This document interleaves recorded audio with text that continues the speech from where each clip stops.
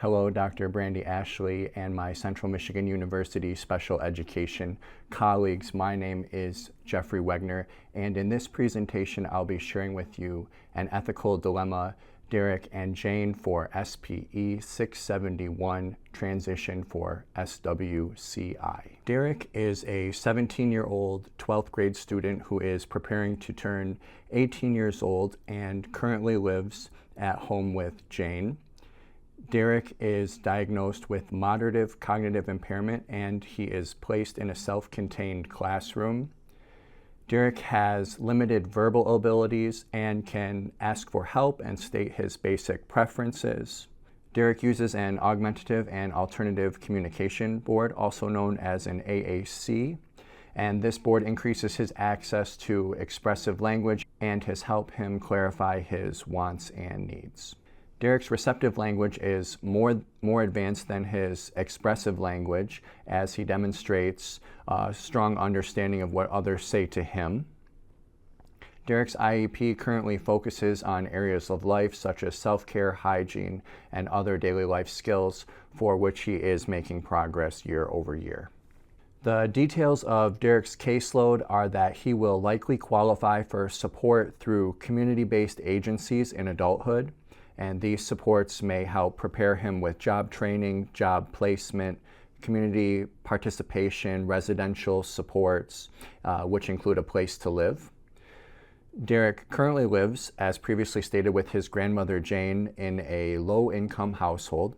She has expressed that she plans to seek full guardianship of Derek so that she can continue to support him, as he is still in the lower to middle range on the independence continuum. Jane has explained that Derek's Social Security income, known as SSI, is an integral part of their household budget so that they cannot afford for Derek to move out. If Derek works, Jane fears that he would lose the benefits that he's currently receiving and ultimately have less income as a result. Derek has expressed to me that he does like living with his grandmother Jane. The primary ethical dilemma is the conflict between Derek's right to self-determination and his grandmother Jane's need for financial security. So I am tasked with facilitating Derek's transition to the most independent life possible. However, that path to independence includes employment, residential support. This threatens the supplemental security income, or known as SSI, that Jane relies on to keep their household afloat. If I advocate for full services, I may risk Derek's household stability. If I withhold information to honor Jane's wishes, I may be denying Derek's right to a fulfilling, independent life. So there are 4 possible approach choices to address this ethical dilemma that I will be describing for you now.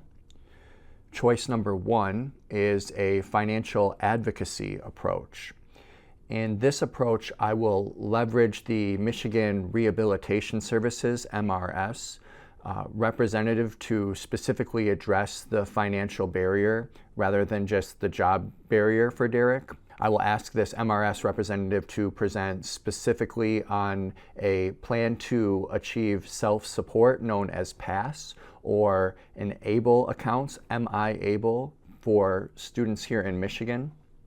The positives of choice number 1 for financial advocacy is that these tools allow individuals with disabilities to save money and work without losing their Social Security income or their Medicaid. And this will address Jane's core fear, which is the household budget.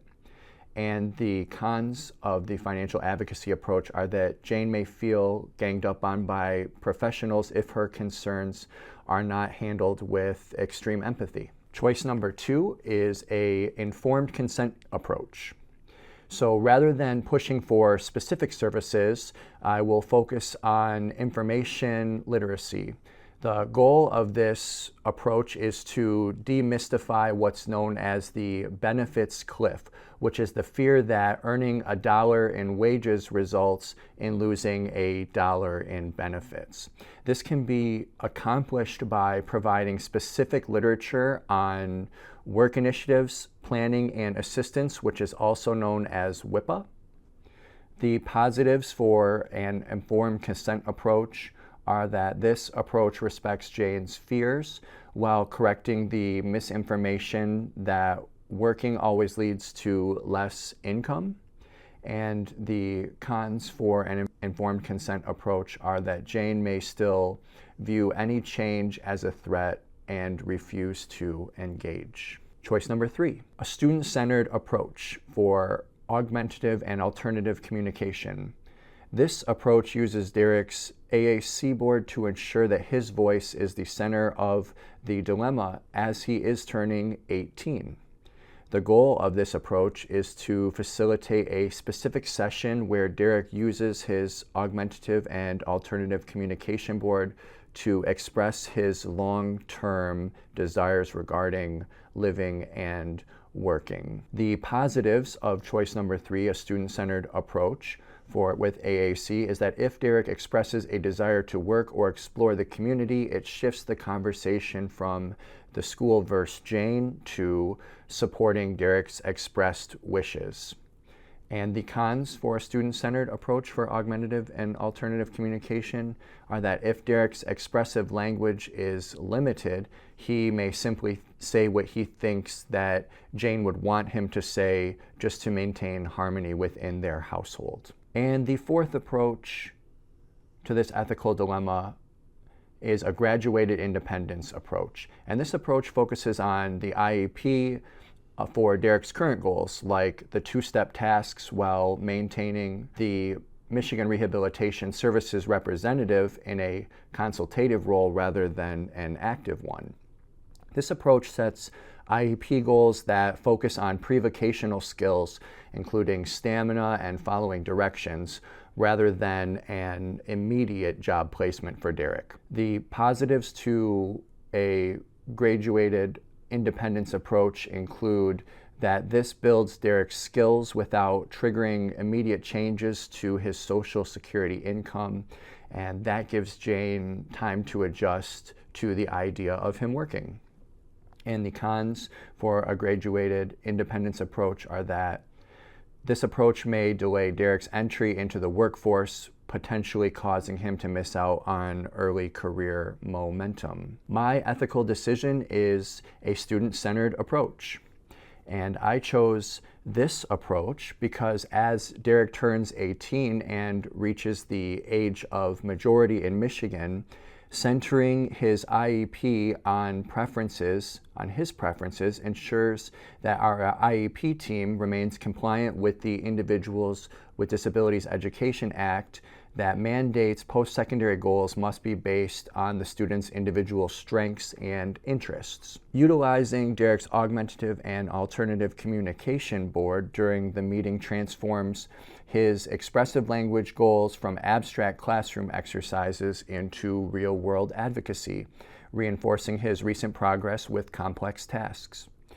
By letting Derek's voice express his love for his home life and his desire for independence, the conversation shifts from the school versus Jane to the team supporting Derek, which helps de-escalate Jane's potential defensive posture. By focusing on Derek's actual desires rather than just a standard checklist of services, this ensures that our transition plan is sustainable and meaningful, leading to a higher quality of life that respects Derek's unique role on the independence continuum. And I have here linked 4 sources, including the Michigan Rehabilitation Services, MRS, the Plan to Achieve Self-Support, PASS, Supplemental Social Security Income, and SSI, as well as the Disability Account Savings for Michigan MI-ABLE.